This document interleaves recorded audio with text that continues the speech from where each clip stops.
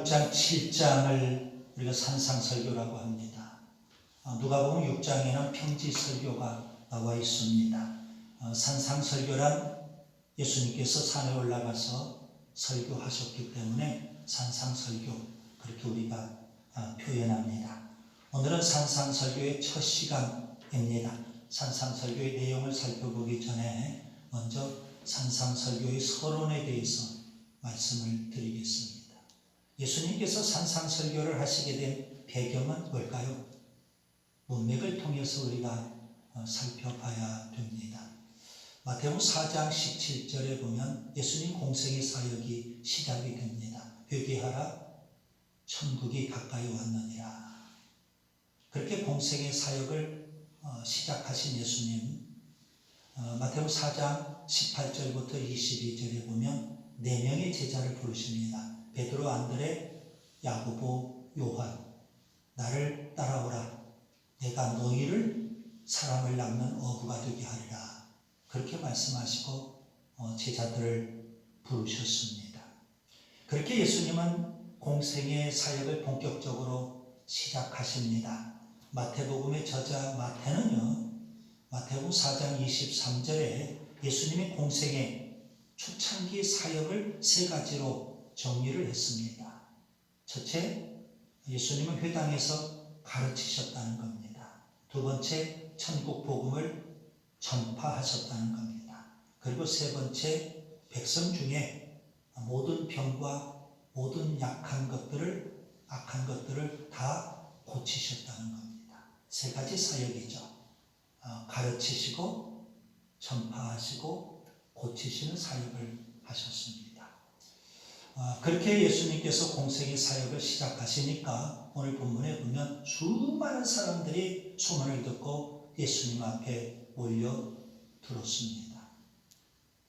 그래서 예수님은 산으로 올라가셨고 그때 제자들이 더 가까이 예수님 앞에 나아왔고 그래서 예수님은 그들을 향해서 설교를 하십니다. 그것이 바로 마태복음 5장, 6장, 7장에 나오는 산상설교입니다. 우리는 여기서 3가지 중요한 단어를 기억해야 됩니다. 하나는 복음이라는 단어, 또 하나는 제자라는 단어, 그리고 또 하나는 천국이라는 단어입니다. 복음, 제자, 천국, 이 3가지 단어가 예수님 초창기 사역의 중요한 키워드입니다. 저는 오늘 산상설교 서론에서 이 3가지 단어로 예수님의 산상설교를 정의하려고 합니다. 그럼 예수님이 하신 산상설교는 무엇일까요? 이 3가지 단어로 우리가 압축할 수 있습니다. 첫째, 산상설교는 예수님이 전파하신 복음입니다. 많은 사람들이 산상설교를 연구합니다. 대부분 사람들이 산상설교를 연구하면서 그리스도인의 윤리적인 교훈이 아니냐 그렇게 해석하려고 합니다. 물론 우리 그리스도인이 어떻게 살아야 되는지 윤리적 교훈을 주는 건 맞습니다. 그러나 산상설교는 그리스도인의 윤리 이전에 예수님이 전하신 복음이라는 사실입니다. 그래서 윤리적인 관점에서보다는 복음적인 관점에서 산상설교를 새롭게 해석하고 새롭게 우리가 접근해 갈 필요가 있겠습니다. 복음을 말하면 우리는 흔히 오순절 성령이 임하고 교회가 탄생하고 그리고 초대교회 성도들, 특별히 베드로, 바울 2사람으로 압축이 되겠죠. 그들이 전했던 복음에 우리가 아주 익숙합니다. 초대교회 베드로와 바울이 전했던 복음은 뭘까요? 한마디로 표현하면 예수님을 믿으면 구원받는다. 좀 더 자세히 표현하면 십자가에 죽으신 예수님을 믿음으로 우리가 죄사함을 받고 부활하신 예수님을 믿음으로 우리가 영생을 얻는다. 아주 명쾌하게 이 복음을 전했던 겁니다. 그러면 우리가 이런 질문을 한번 던져봐야 되겠죠. 초대교회가 전했던 복음은 알겠어요. 베드로가 전한 복음, 바울이 전한 복음 정확히 알겠다는 겁니다. 그러면 예수님이 전하신 복음은 뭐냐 이거예요. 더 근원적으로 초대교회 이전 예수님이 전하셨던 복음은 뭘까요? 그런 차원에서 우리는 산상설교를 봐야 되는 겁니다. 산상설교는 예수님이 전하신 원초적인 복음이 거기에 녹아있기 때문에 그렇습니다. 여러분 본문 1절 보시면 예수님께서 산에 올라가셨습니다. 그냥 일상적인 행위일 수 있습니다. 산에 올라가셨다. 그런데 상징적인 의미가 그 속에 담겨 있는 겁니다. 마치 출애굽했던 이스라엘 백성 시내산에 도착을 했고 하나님께서 모세를 향해서 시내산에 올라오라. 그래서 모세가 시내산에 올라가게 됐죠. 그곳에서 그는 하나님으로부터 율법을 받습니다. 십계명 율법을. 그 장면을 여러분이 좀 연상하면 참 좋겠습니다. 모세를 통해서는 율법이 전해졌고 예수님을 통해서는 지금 복음이 선포되고 있다는 사실입니다. 여러분 산상설교는 율법이 아니라 복음입니다. 복음과 율법의 차이는 무엇일까요? 여러분 율법은 죄인을 정죄합니다. 그리고 저주하는 겁니다. 반면에 복음은 우리에게 은혜를 주는 것이고 우리에게 복을 주는 겁니다. 구약성경 율법으로 대변이 되죠. 구약성경 맨 마지막 성경이 말라기서입니다. 맨 마지막 말라기서의 메시지는 뭘까요? 저주에 대한 경고로 끝을 맺고 있습니다. 말라기 4장 5절과 6절에 보면 보라 여호와의 크고 두려운 날이 이르기 전에 내가 선지자 엘리야를 너에게 보내리니 그가 아버지의 마음을 자녀에게로 돌이키게 하고 자녀들의 마음을 그들의 아버지에게로 돌이키게 하리라. 돌이키지 아니하면 두렵건대 내가 와서 저주로 그 땅을 칠까 하노라. 여러분 구약은 저주로 끝납니다. 그러나 예수님은 산상설교를 통해서 복을 선포하고 있는 겁니다. 천국 복음을 전하시면서 예수님은 복을 선포하십니다. 그 복이 우리가 흔히 알고 있는 팔복 이렇게 말할 수 있겠죠. 1881년에 신사유람단이 일본을 방문합니다. 그 신사유람단 일원 가운데 안종수라는 사람이 있었어요.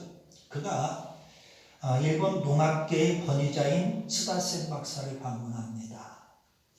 그런데 특이한 거 하나를 봐요. 족자 하나를 봤는데요. 그 족자의 내용이 팔복이었어요. 그걸 보고 감동을 받습니다. 그리고 그가 국내에 돌아와서 친구인 이수정에게 그때의 일을 이야기를 했습니다. 내가 그곳에 가서 팔복이라는 족자의 내용을 보고 감동이 되었다. 그 다음에 1882년 이수정이 일본에 유학을 갑니다. 그리고 그가 스다센 박사를 방문하게 돼요. 스다센 박사가 감리교인이었거든요. 이수정에게 한자 성경을 선물로 줬어요. 이수정은 그 한문 성경을 읽으면서 유교 경전에서 볼 수 없는 이 성경의 가르침에 감동을 받아요. 그리고 그 다음에 1883년 4월 29일 선교사 녹스 선교사에게 일본에서 세례를 받습니다. 그가 세례받고 두 가지 일을 해요. 하나는 그 한문 성경을 한글로 번역하는 작업을 합니다. 그래서 결국 1885년에 한글판 마가복음을 번역을 하게 돼요. 그리고 또 하나는 그가 미국 교회에 편지를 보내요. 조선에 선교사를 보내달라. 그렇게 편지를 보내게 돼요. 그 편지가 미국 잡지 세계 선교 평론에 실리게 됩니다. 그래서 미국 교회가 감동을 받아요. 그리고 1884년 의료 선교사인 아일랜 선교사를 조선에 파송을 해요. 그리고 그 다음에 1885년 여러분이 잘 아는 대로 언더우드 선교사, 아펜셀러 선교사를 조선에 파송을 합니다. 그런데 언더우드와 아펜젤러 선교사가 일본을 거쳐서 우리나라에 오게 되죠. 일본에서 이수정이 번역한 마가복음을 들고 우리나라에 선교사로 들어오게 되었던 겁니다.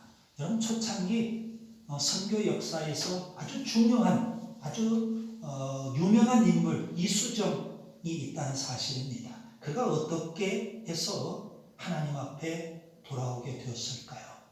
산상설교 때문이었습니다. 여러분, 산상설교는 예수님이 전파하신 원초적인 복음이라는 사실입니다.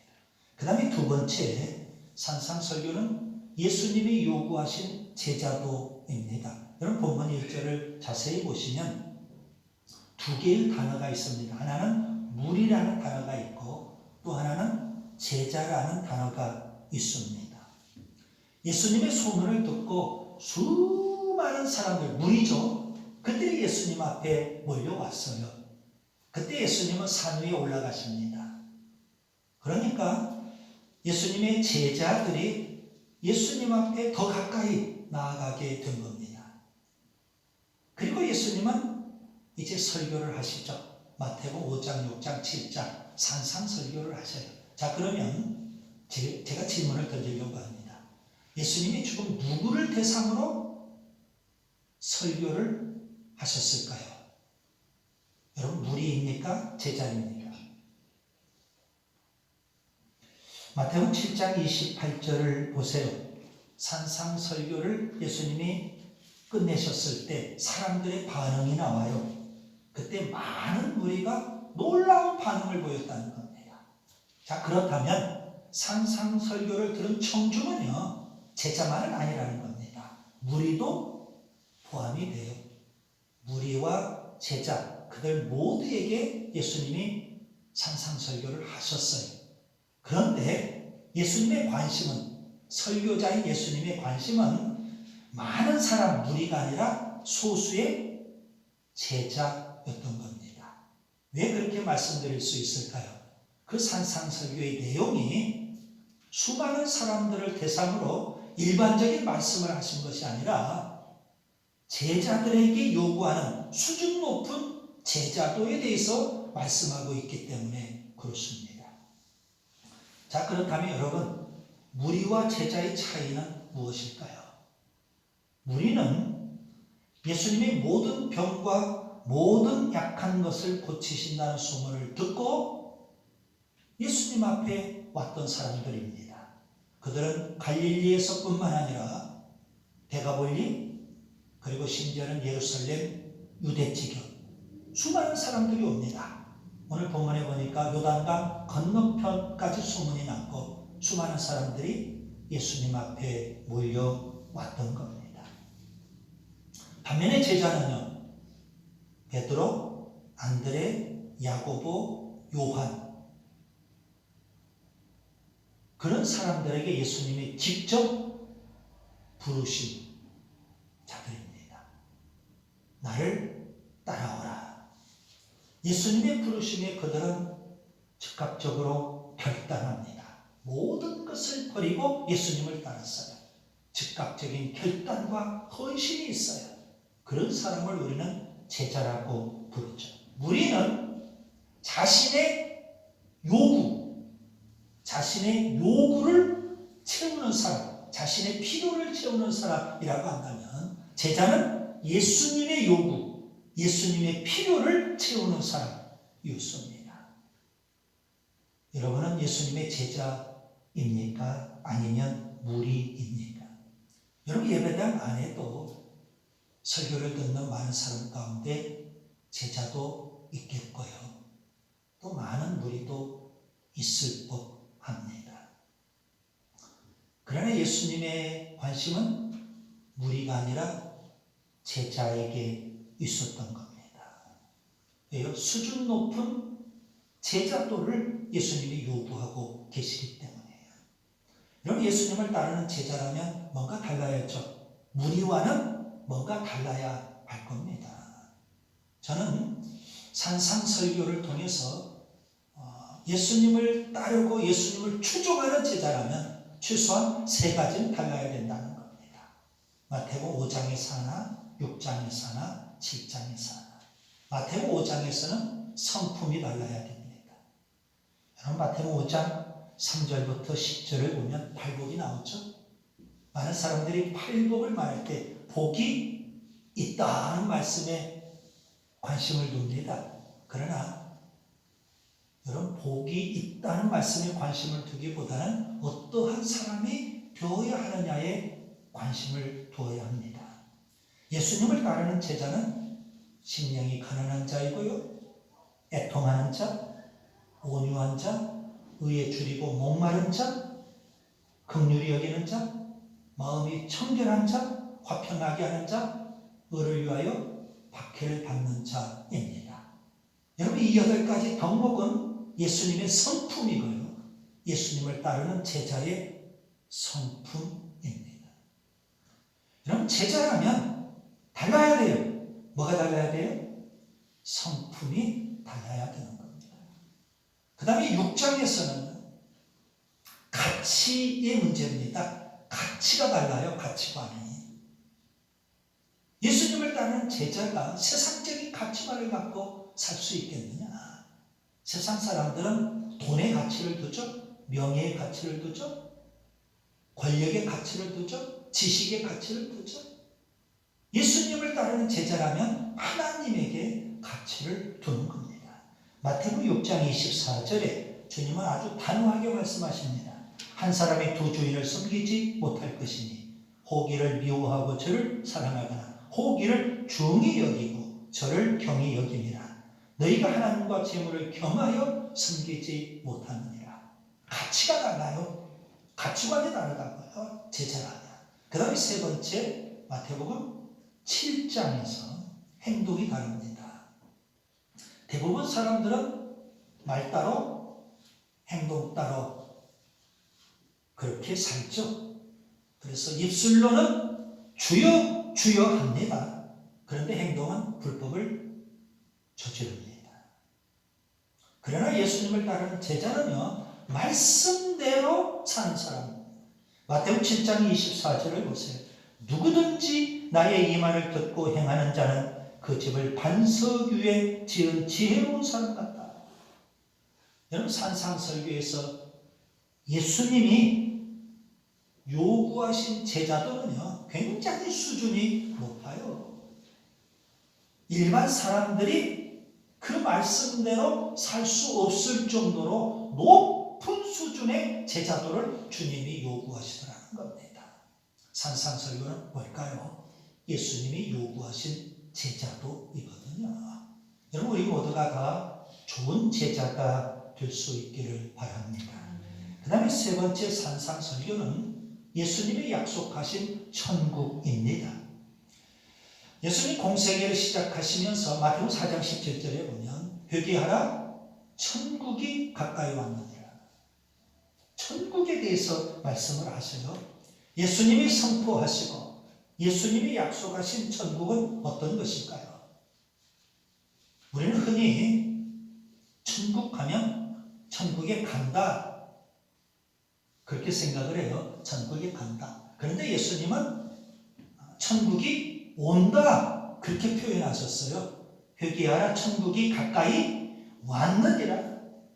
우리는 천국에 간다고 생각하는데 예수님은 천국이 온다 이렇게 표현하셨거든요. 여러분, 성경에는 두 가지 유형의 천국을 말하고 있어요. 가는 천국이 있고 그 다음에 오는 천국이 있는 거예요. 우리가 가는 천국 그리고 우리에게 오는 천국입니다. 여러분, 우리에게 오는 천국은 현재적인 거예요. 우리가 가는 천국은 미래적인 겁니다. 우리에게 오는 천국은 통치적인 개념이에요. 왕권. 우리가 가는 천국은 공간적인 개념이에요. 왕국. 차이가 있죠? 우리에게 오는 천국은요, 마귀 사탄의 나라와 대조가 돼요.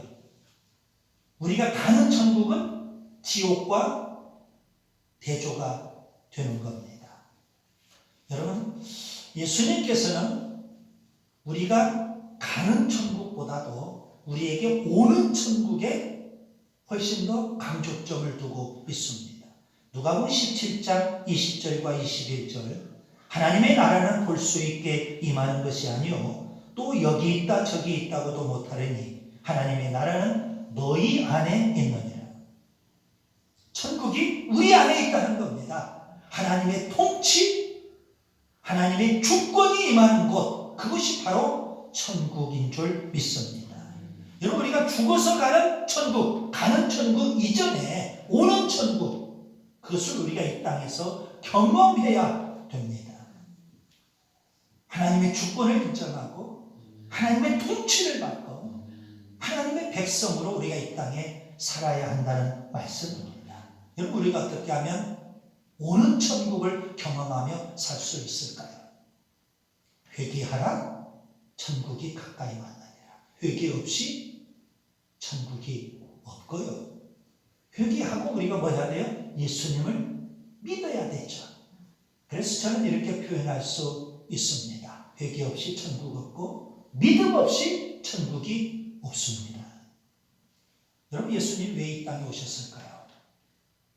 이 땅에 오신 목적이 무엇일까요? 죄로 인해 죽을 수밖에 없는 우리를 구원하기 위해서 예수님이 이 땅에 오셨습니다. 그래서 예수님은 십자가에서 못 박혀 죽으실 거예요. 우리의 모든 죄 문제를 해결하고 우리를 구원해 주셨습니다. 또 하나의 목적이 있습니다. 예수님은 마귀의 일을 멸하기 위해서 오셨습니다. 요한일서 3장 8절에 하나님의 아들이 나타나신 것은 마귀의 일을 멸하려 하십니다. 여러분, 이 세상은 공중의 권세 잡은 자들이 다스리는 곳이에요. 그렇기 때문에 죄가 왕노릇하고 죽음이 왕노릇해요. 이 땅에 사는 모든 사람들이 다 마귀 사탄의 지배를 받고 조종을 받아요.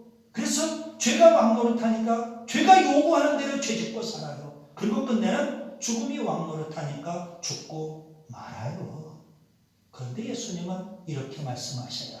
요한복음 12장 31절에 이제 이 세상에 대한 심판이 이르렀으니 이 세상 임금이 쫓겨나리라. 여러분, 여기 이 세상 임금은 마귀 사탄을 가리키거든요. 예수님 십자가로 죄와 죽음을, 마귀 사탄을 다 물리치셨습니다. 십자가 위에서 그 악한 세력을 다 물리치시고 주님은 선포하셔요.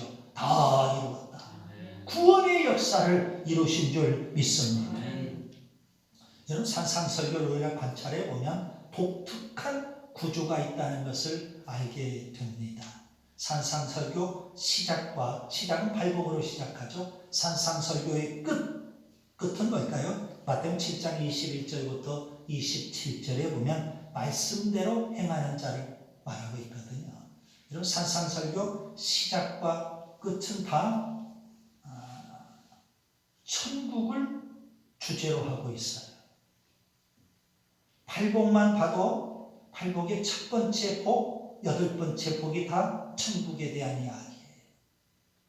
그렇다면 산상설교는요, 독특한 구조예요. 천국으로 시작해서 천국으로 끝나고 있는 거예요. 여러분, 팔복을 보세요. 산상설교의 시작이 있죠. 팔복 가운데 첫 번째 복은 심령이 가난한 자의 복입니다. 마태복음 5장 3절 심령이 가난한 자는 복이 있나니 천국이 그들의 것이며. 팔복 가운데 마지막 복 여덟 번째 복은요, 의를 위하여 박해를 받는 자의 복이죠. 마태복음 5장 10절 보시면 의를 위하여 박해를 받는 자는 복이 있나니 천국이 그들의 것이며. 이렇게 천국을 주제로 해서 시작을 해요. 산상설교의 결론 부분을 가보세요. 마태복음 7장 21절 나더러 주여 주여 하는 자마다 어디에 들어가지 않아요? 천국에 들어갈 것이 아니요 다만 하늘에 계신 내 아버지의 뜻대로 행하는 자라야 들어가리라. 여러분, 이러한 구조를 우리가 안다면 이렇게 결론 내릴 수 있겠죠. 산상설교의 주제는 천국, 예수님이 선포하신 천국 복음이라는 사실입니다. 이제 말씀을 정리합니다. 마태복음 5장, 6장, 7장 산상설교입니다. 수많은 무리가 그 설교를 들었지만 예수님의 제자들이 더 가까이 나와서 산상설교를 들었어요. 여러분, 산상설교는 세 가지 특징이 있습니다. 서두에 세 가지 키워드를 말씀을 드렸죠. 복음, 제자, 천국. 산상설교는 예수님이 전파하신 복음입니다. 원초적 복음이죠. 산상설교는 예수님이 요구하신 제자도입니다. 산상설교는 예수님이 약속하신 천국입니다. 예수님의 제자가 되고요. 예수님의 주권을 인정하고요. 예수님의 통치를 받는 천국 백성이 될 수 있기를 바랍니다.